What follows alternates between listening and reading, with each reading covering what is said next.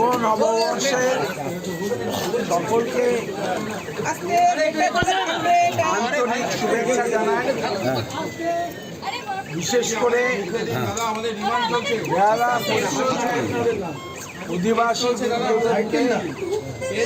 নববর্ষের হার্দিক অভিনন্দন জানাই। এই দুঃসময়েও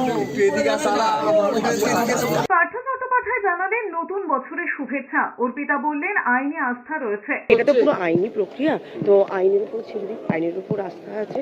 নিয়োগ দুর্নীতির ইডির মামলার চার্জ গঠনের দিনে কোর্টে হাজিরা দিতে এসে মুখ খুলেছেন অভিযুক্তরা। কালীঘাটের কাকু ওরফে সুজয় কৃষ্ণ ভদ্র অজ্ঞান হয়ে যাওয়ায় প্রাথমিক নিয়োগ দুর্নীতির ইডির মামলায় চার্জ গঠন পিছিয়ে দিয়েছেন বিচারক। এদিকে আদালতে হাজিরা দিতে এসে মুখ খুলেছেন পার্থ চট্টোপাধ্যায়। দুঃসময় তার পাশে থাকার জন্য একদিকে যেমন ধন্যবাদ জানিয়েছেন, তেমনি নতুন বছরের শুভেচ্ছাও জানিয়েছেন। অন্যদিকে এই মামলায় আরেক অভিযুক্ত পার্থ চট্টোপাধ্যায়ের বান্ধবী অর্পিতা মুখোপাধ্যায় বলেছেন আইনের উপর আস্থা রয়েছে। একই বক্তব্য কুন্তল ঘোষের। বিচার ব্যবস্থার উপর ভরসা আছে, বিচার ব্যবস্থায় ঠিক করে আমাদের।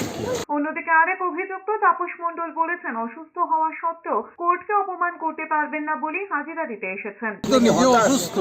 অসুস্থ অবস্থায় কালকে হসপিটাল থেকে বেরিয়েও আমি আদালতকে অবমাননা করতে চাই না, তাই